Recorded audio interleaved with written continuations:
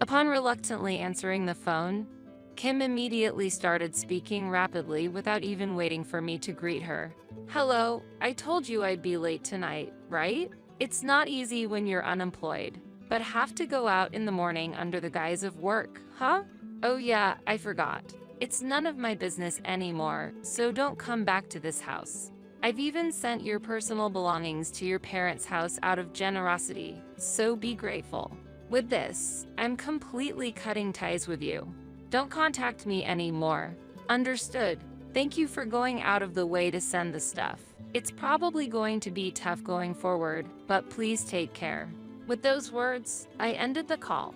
Although Kim's actions and words often irritated me, at that moment, I genuinely felt grateful to her. My name is Stacy. I'm 35 years old, balancing work and household chores. Although I go to the office several times a week, I mainly work from home. Marriage led to moving in with my in-laws, living as a family of 4 with my husband Tom, his parents, and myself. I met Tom 2 years ago through a mutual friend.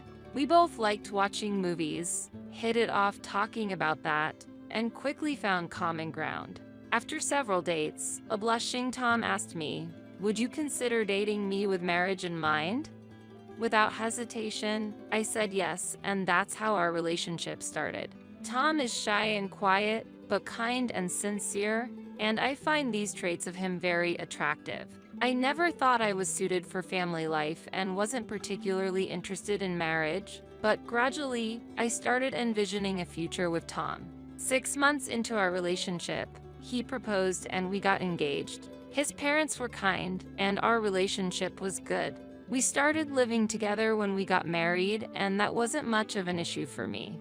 Like before our marriage, my in-laws were warm and welcoming, and we managed to live in peace without the typical conflicts between daughter-in-law and the in-laws. My mother-in-law, understanding of my profession, would take care of the household duties during busy times without complaint. In exchange, when she was feeling unwell, I would take on the household responsibilities. My father-in-law was genuinely kind, always keeping our home filled with warmth. Although we had a very good relationship with my in-laws, one source of concern remained. Tom's sister, Kim, Tom's older sister, got married at 18 due to her twin daughter's pregnancy. Living about an hour away by train, we didn't meet often, and I didn't usually mind. But Kim's nature was somewhat spiteful. The first time we met, right after exchanging greetings, she threw these words at me. "Tom is marrying someone older? When I was your age, my daughter was already in her 3rd year of middle school. The fact that you didn't get married until 33 means you must either have a bad personality or just generally be a problematic person, right? You're not after our family's assets, are you? I won't allow that." Shocked by her rude remarks, my parents and I were taken aback, but thankfully, my in-laws scolded Kim and we avoided further issues. After that, Kim would occasionally make calls to leave unpleasant remarks, but I decided to let them slide. One day, while working in my room, the doorbell rang unexpectedly. At that time, Tom and my in-laws were out, leaving me alone at home. "Who is it?" Opening the door, I was confronted by Kim, noticeably pregnant. "Kim, what are you doing here?" I was surprised, making my voice pitch higher. The last conversation I had with Kim was a week ago over the phone, and she hadn't mentioned her pregnancy then. She came into the house, pushing me to the side while complaining about having to wait. After preparing a drink and offering it to Kim as she relaxed in the living room, she started talking. "I've actually decided to move back to my parents' house to have the baby. So, I'll be staying here starting today. As you can see, I'm in my 7th month of pregnancy. Congratulations. But do your parents know about the pregnancy?" While I asked calmly, despite being puzzled, Kim replied as if it was nothing. "I haven't told them yet. I have my reasons. Besides, it's none of your business." She looked slightly uncomfortable, but when she saw me trying to return to work without any further probing, she snapped. "While we're at it, you're still not working, huh? Maybe it's time you thought about getting a job." Despite explaining multiple times, Kim didn't understand and treated me as if I were unemployed. As I mentioned before, I work from home. I'm not unemployed. After getting married, my workplace got too far to commute, so I mainly work from home now. There are days I'm not in the office, but I'm still busy with many tasks. As I said that, Kim smirked disdainfully and said, "Yes, yes," as if lying would do any good. "I can see right through you. You're just playing around on the computer, aren't you? The other day, you were wearing headphones and talking. Were you playing an online game? You might deceive others, but you can't fool me." Like I said, I was having a remote meeting call. I replied, frustrated with Kim's attitude, but she seemed unconvinced. A meeting," she said, staring into my eyes. "I'll ask you bluntly. You married Tom for our family's assets, didn't you? Choosing to live with someone as plain as him and even with his parents, it doesn't seem like a satisfying marriage. You couldn't endure it if you didn't have anything to benefit from. You're probably after my father's retirement funds, aren't you? But I've seen through your plans. I won't let things go your way. I will reveal the truth and get you out of this house, so be prepared." Kim seemed to misunderstand that I married Tom with an eye on the family's wealth. No matter how much I argued, she wouldn't listen. Additionally, I found out that Kim hadn't told her parents about her pregnancy. That night, when Kim suddenly returned, the in-laws were surprised and confused. However, they couldn't abandon their pregnant daughter and reluctantly welcomed her. I wasn't keen on it, but I agreed to live together out of respect for my deeply apologetic in-laws. Kim claimed to be skilled at household work as a longtime housewife, but she hardly lifted a finger, perhaps because she was depending on her parents. The bathroom, toilet, and wash basin would be a mess after her use, as if a typhoon had passed through, leaving me baffled at how she could create such chaos. When I reached my limit and asked her to maintain cleanliness, she retorted, "I'm pregnant. You're not even working. You should be the one cleaning it up." Our family's meals were usually simple, but Kim often complained about the menu, saying, "I need more nutritious food for my developing baby. This lackluster food is not nutritious enough." Although the in-laws repeatedly admonished Kim's selfishness, her attitude didn't change. I used to share household chores with my mother-in-law, but since Kim's return, she seemed visibly exhausted. Kim treated us like maids, demanding we do the chores while she acted selfishly. My mother-in-law was distressed by the situation and sometimes confided in me. I tried discussing Kim's behavior with Tom several times, but he showed no interest, saying, "That's not my problem. Handle it yourself," and didn't take it seriously at all. I thought he was kind and sincere at the beginning, but it became clear he lacked family concern.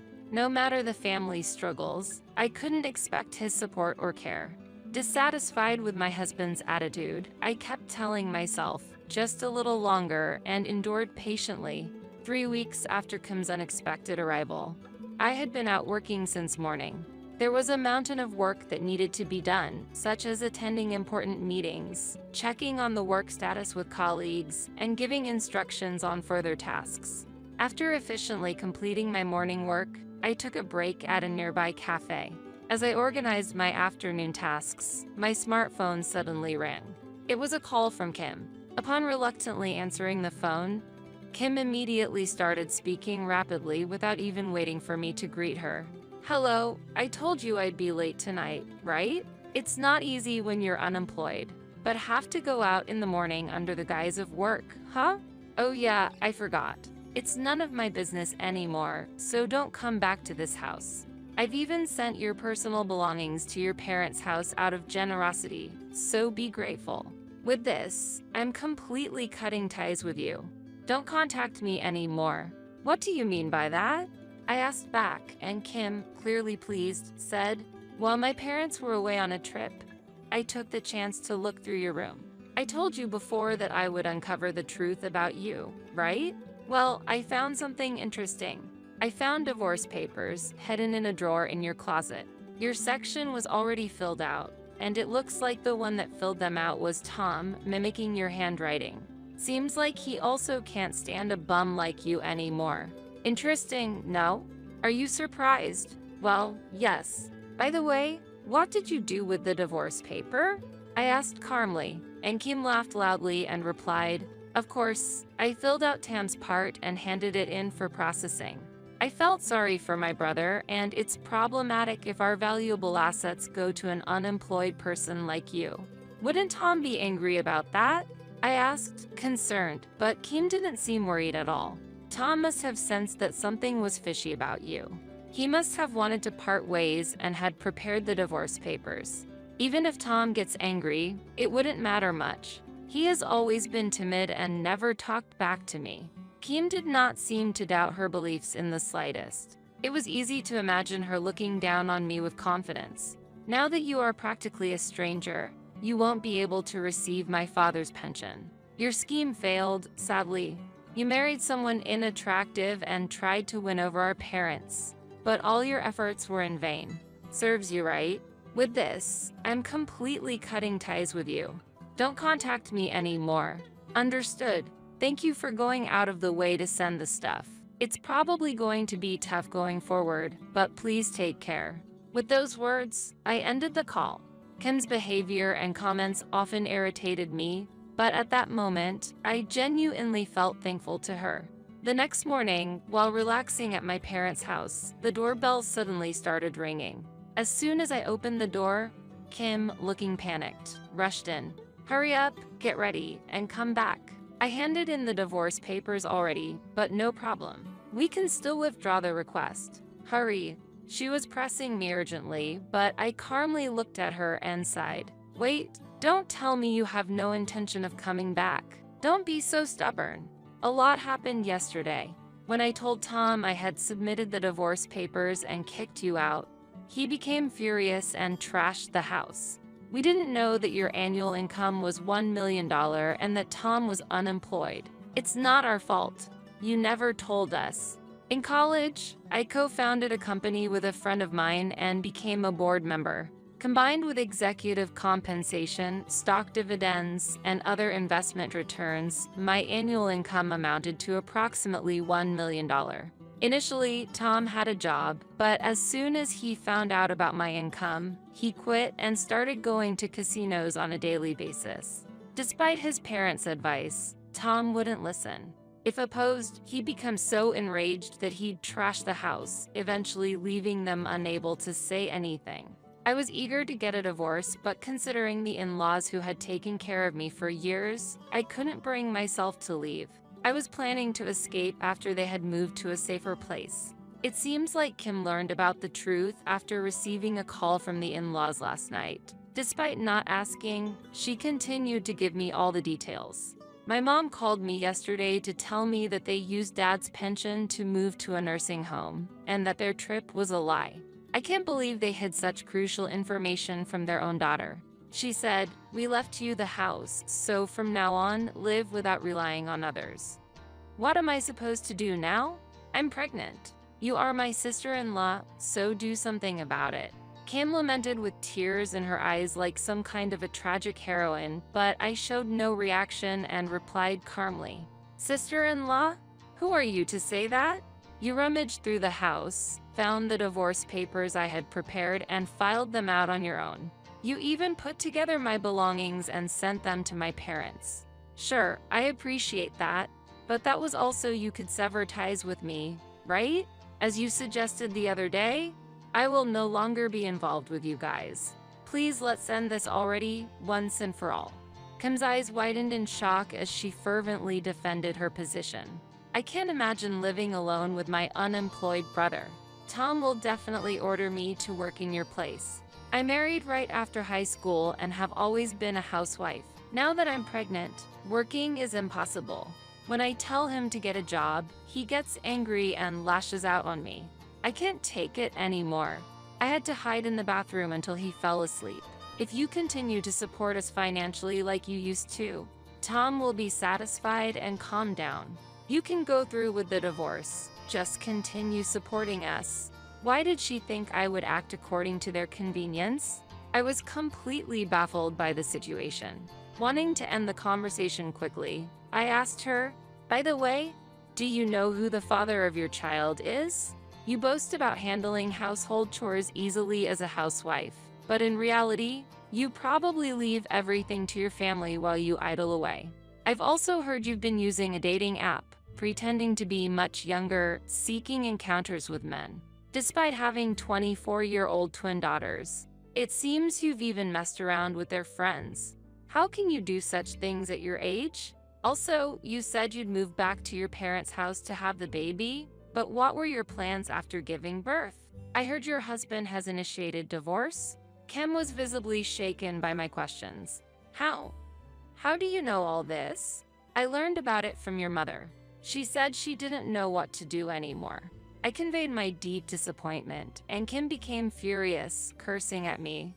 You're so annoying. That's none of your business. After giving birth, I plan to stay at my parents' house. It belongs to my father, so I should have the right to live there. I never thought I'd be in this situation. If I had known you were wealthy, I would have been kinder to you.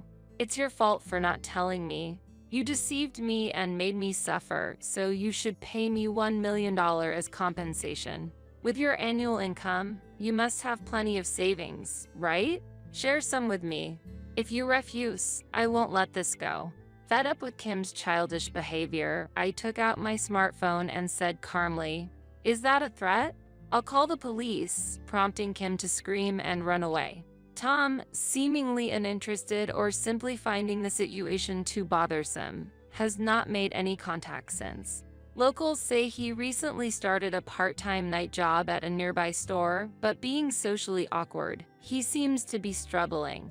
After giving birth, Kim ultimately chose to divorce her husband, who demanded alimony and child support payments from her, leaving her with a large debt. To repay the debt, she started working part-time as a cleaner. Having never had a formal job before, Kim left a tearful voice message. "Work is extremely difficult. I would love to get some support from you. The house is dirty, and pests are starting to appear. Tom offers no help at all. Please help me." However, I did not respond to her plea.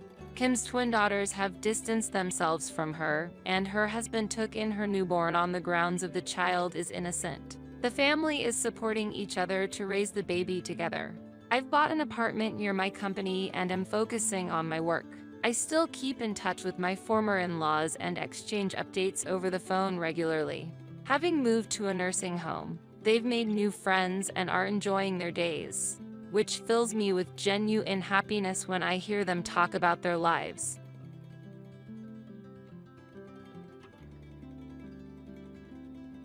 It seems my husband has been possessed by an evil spirit. This house will be given to Jenny.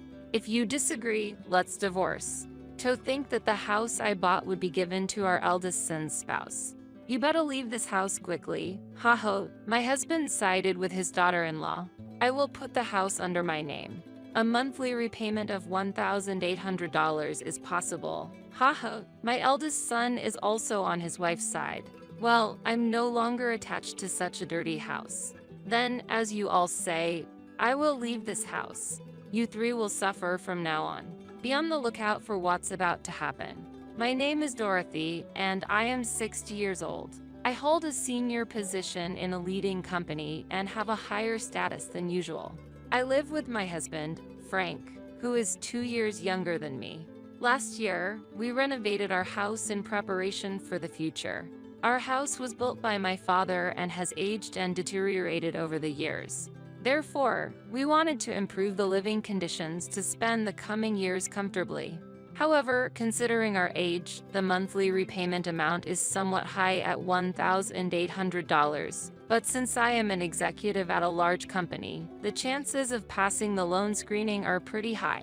Frank works in management at a medium-sized restaurant but earns less than me, so the loan is more likely to be approved in my name. My salary alone makes it difficult to continue with the house loan. This house, originally belonging to your father, is currently registered in your name. I'm sorry, but could you take on the full amount of the loan? In return, I will contribute more to the household than before.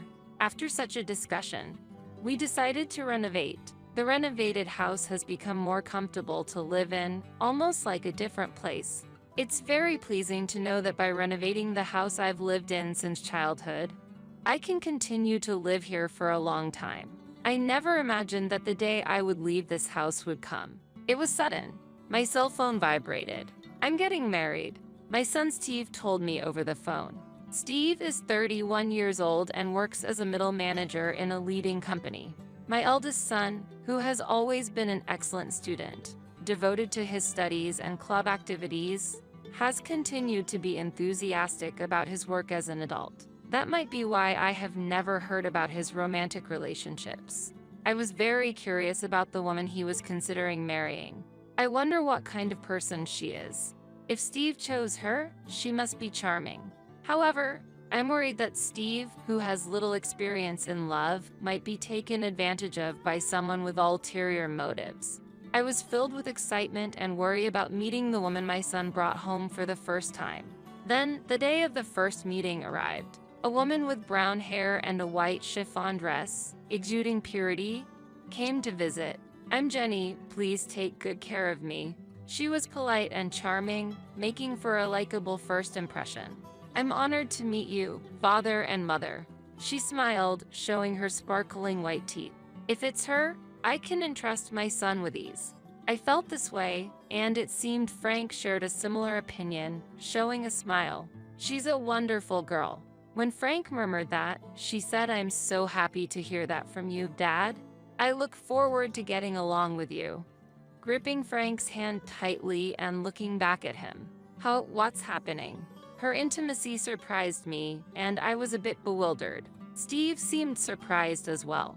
However, a complex expression appeared on Frank's face. It wasn't jealousy, but it wasn't a comfortable feeling either. What are you doing? I asked, wishing for her to avoid such actions for my son's sake. She panicked. Oh, I'm sorry. I shouldn't have done this upon our first meeting. And quickly apologized, withdrawing her hand from Frank's. I'm often told that I don't understand personal space. It's not intentional, but I'm truly sorry. It seemed like it really wasn't intentional. Still, I was somewhat surprised by her actions, considering I initially had a good impression of her. However, Steve truly loved her. Yeah, Jenny might have a strange sense of personal space. Haha, but that's part of her charm. I'm not good at talking with women, but she approached me proactively. That's why we could become so close and consider marriage. I didn't expect Steve, who is usually passive towards the opposite gender, to change so much because of Jenny. Please take care of Steve. Despite various emotions, if she is a good person, everything will surely be okay.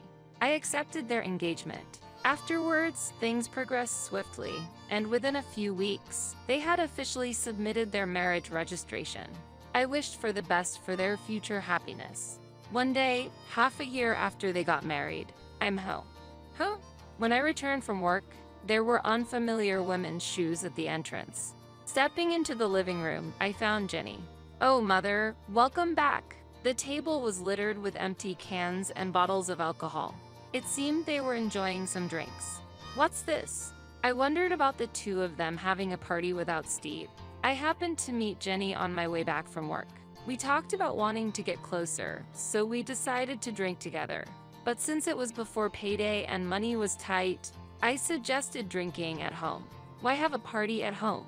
It would have been ideal if Steve also joined, and we all could have had fun together.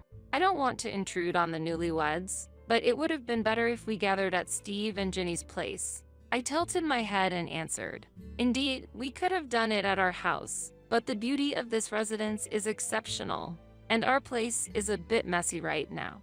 Jenny's speech was unclear.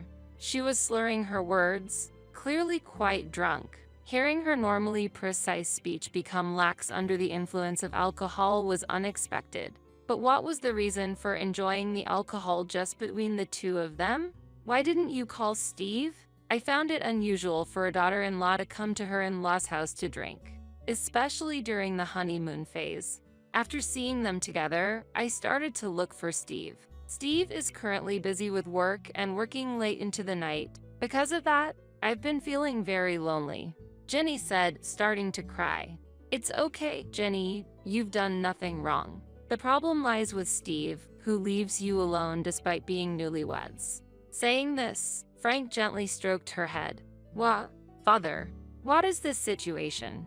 I feel increasingly uncomfortable. Look, Frank, Jenny is Steve's wife. It's wrong to do this, especially to Steve. I scolded Frank for his excessive behavior. And then, suddenly, oh, don't be so harsh on father. Jenny stood up for Frank. What? I reflexively uttered in surprise, confused by her statement. I had a lot I wanted to say, but the day's fatigue made everything feel bothersome. I'm going to take a bath. Please clean up after yourselves, I said with a sigh and headed to the bathroom. Afterwards, I called Steve to explain the situation, and he replied that he would leave work and come to pick her up immediately. Jenny's behavior seemed very odd to me. However, the fact that Steve rushed over to get her showed me how deep his affection is towards her. But I couldn't shake off the feeling that their future domestic life might be somewhat troublesome.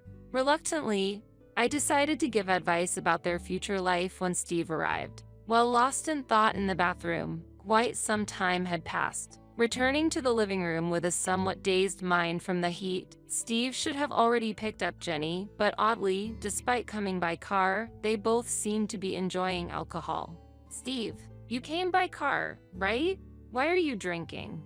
I asked, to which Steve, appearing drunk and cheerful, replied, actually, Jenny told me to drink, and it turned out we're staying over tonight. It's good news that my son is staying over. However, the unexpected accompaniment of his wife was somewhat concerning. The decision felt quite abrupt. What? I was inwardly astonished, but Steve had already drunk alcohol. Hey, Mom can drive you. It's okay. I didn't want the daughter-in-law to stay over. Despite feeling tired, I offered to drive them home. However, Steve said, come on, it's okay. You're tired too, right? Why don't you join us for a drink instead? With an innocent smile. At that moment, I found myself speechless without any room for argument. Haha, huh? At that instant, a feeling of discomfort sprouted within me. Suddenly, Jenny looked at me with a smirk, as if her smile harbored some conspiracy. Could it be? It seemed like she was laughing at my puzzled appearance. It's just my imagination, right? I truly hoped it was a misunderstanding, but in reality, her plan had already been set in motion at that point. The next day, Jenny apologized deeply for her missteps multiple times. I am terribly sorry, she said before leaving, and I felt like peace had finally been restored, overwhelmed by fatigue. But when I returned home that day, Jenny was there again. Steve was nowhere to be seen. Disheartened by the previous day's events, there was a change in her demeanor. I'm sorry for the inconvenience again, but I really wanted to apologize in person, she said, handing over some sweets. I too lost my composure yesterday. I'm truly sorry. Frank seemed regretful as well. Seeing their remorse, I decided to forgive them this time. I appreciate it. Jenny seemed genuinely relieved, but perhaps because the situation was quite awkward, she stopped visiting our home afterwards. Honestly, I did not want to get deeply involved either, so I was grateful for that outcome. Then one day, Frank, with a serious look, said, I have something to tell you. As I waited in the living room, wondering what was going on, Steve and Jenny visited for the first time in a while.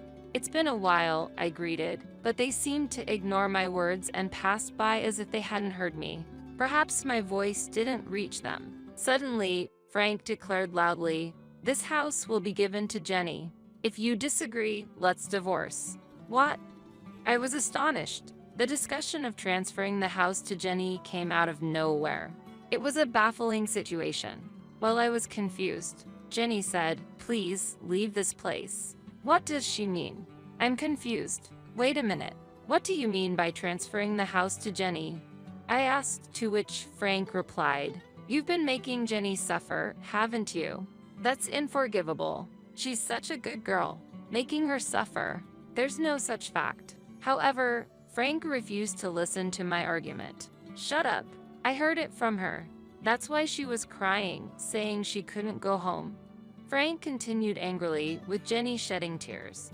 Why has it come to this? Then Steve also burst out in anger. I never thought my mother could do such a thing.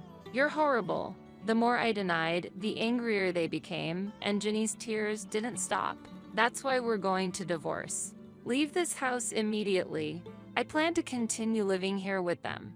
I couldn't understand why I had to transfer my own house to Jenny. When I asked for the reason, because Jenny is deeply hurt. We could have sought compensation, but we thought of a better solution. Taking this valuable house from you and giving it to Jenny is the appropriate punishment for you, was the response I received, even though I didn't make her suffer. Why should I face such retaliation? It's impossible for Jenny, who quit her job after getting married, to pay a monthly loan of $1,800, I argued. Don't worry, we'll change the name to Steve. As long as Steve is working, the name change should be possible right away. However, there are restrictions on changing the name on a loan contract, so it wouldn't be that simple. In reality, changing the loan terms wouldn't be easy. I doubt the bank will allow it. When I counted, Frank said, "Don't worry, not only you, but Steve also works at a letting company. Plus, I have an acquaintance at the financial institution where you have the loan. If I talk to him, it should go smoothly." Appearing fully convinced. Yeah, a monthly repayment of $1,800? Piece of cake. Influenced by Frank's confidence, Steve also agreed. Gradually, the reality of transferring the house to them became apparent. I've said it many times, but I didn't do anything to her. There's no way I'm handing over this house. As I strongly objected, they became furious again. I was fed up with this situation. Then Jenny, who had been crying all this time, spoke up. "Mother, for the sake of us and our unborn child, please," she pleaded while caressing her belly. Unbelievable. Mom, Jenny is actually pregnant right now. If her mental state becomes unstable, it could lead to the worst-case scenario. That's why I hope you can be a bit more lenient. Steve revealed the fact of her pregnancy. Indeed, stress during pregnancy should be avoided. However, being forced to transfer my home based on unfounded accusations is unacceptable. My heart was filled with turmoil. I need some peace and quiet, I said, leaving the scene for the bedroom. Could I have unconsciously made Jenny suffer? I pondered while lying in bed when I found a strand of brown hair on the bed. What's this?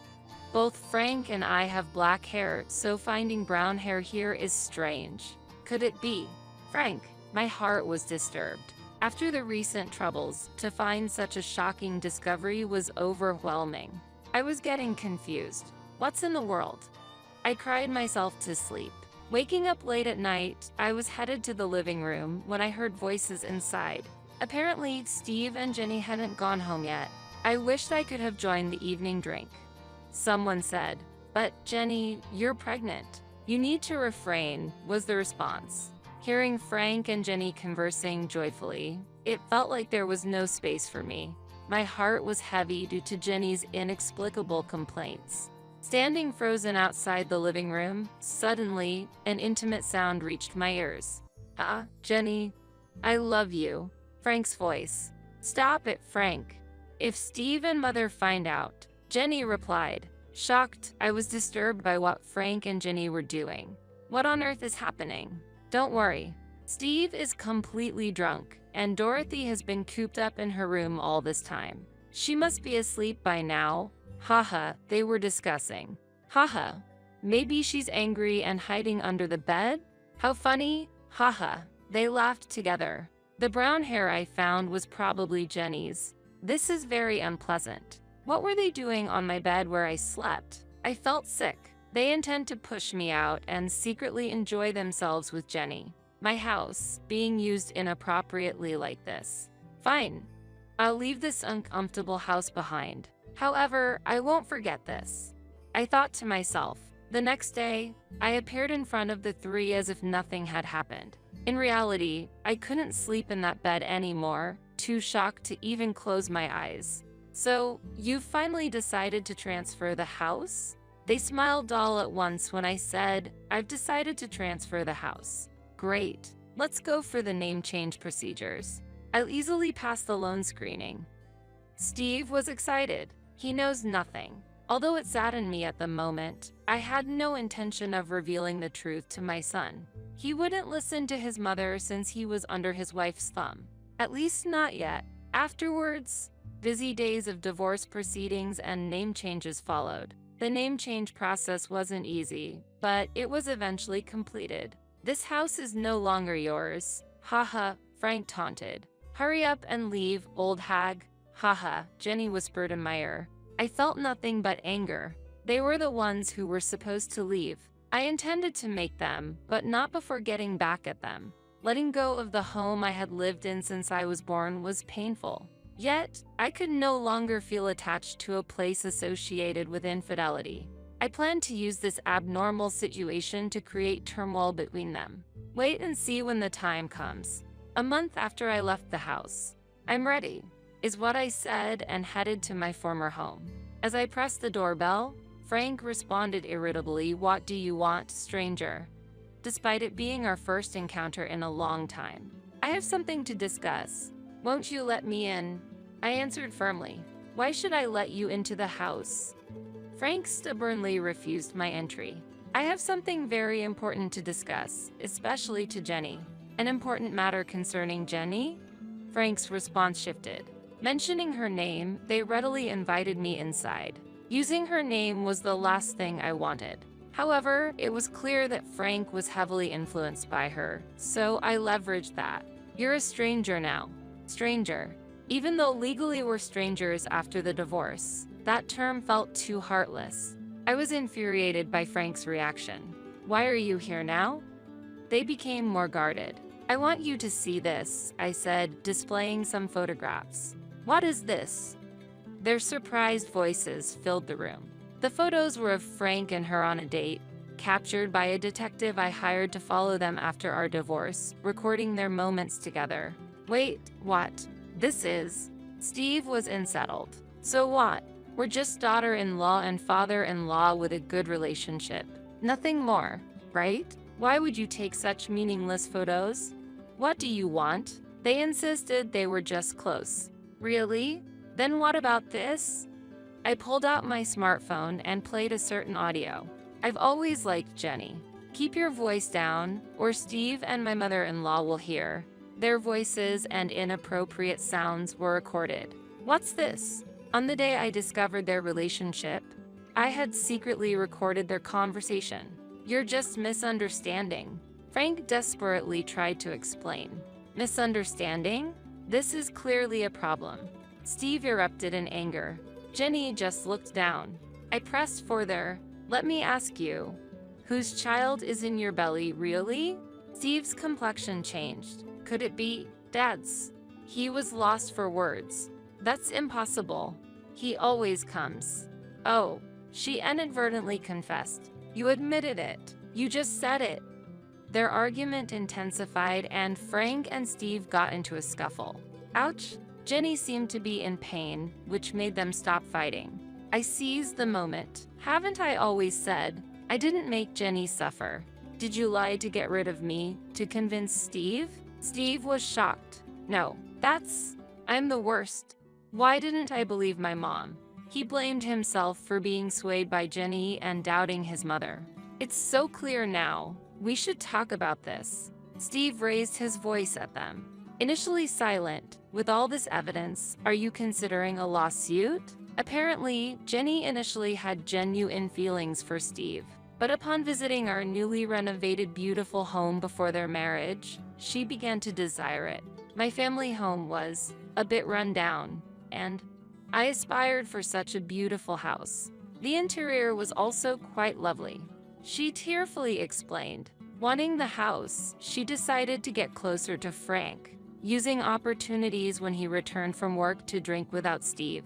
The months she didn't visit the house, she became close to Frank, plotting to get rid of me. "You could have just suggested living together from the start." When I said that, she remained silent before finally responding. "I don't have a positive impression of mothers-in-law.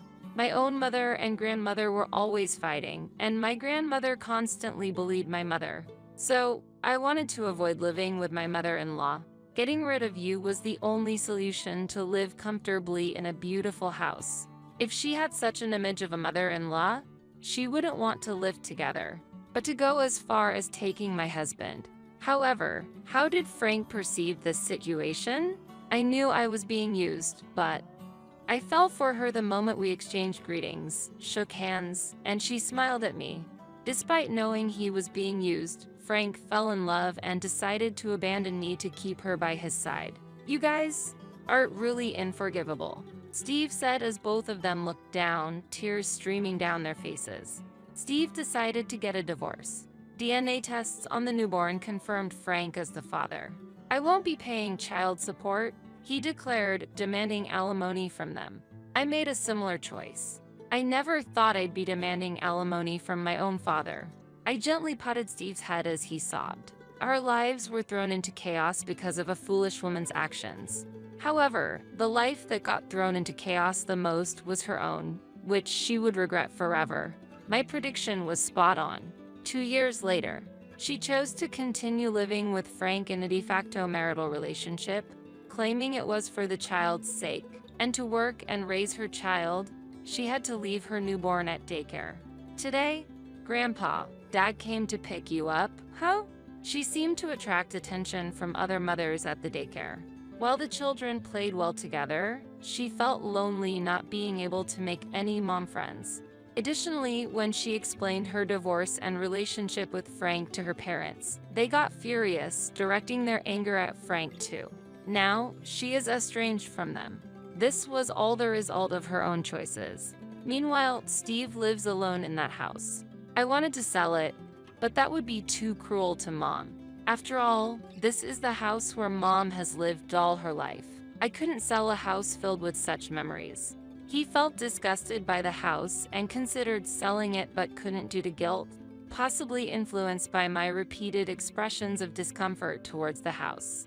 He arranged for house cleaning and disposed of all possessions belonging to Frank and her. Steve, acknowledging the trouble caused by her, said, "It might be because of that woman, but I've troubled you, Mom. You might not be able to forgive me, but please let's meet up sometimes. Visit the house.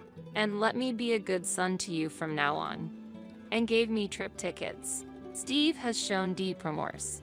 Although I can't forgive him just yet, I'm willing to work towards restoring our relationship.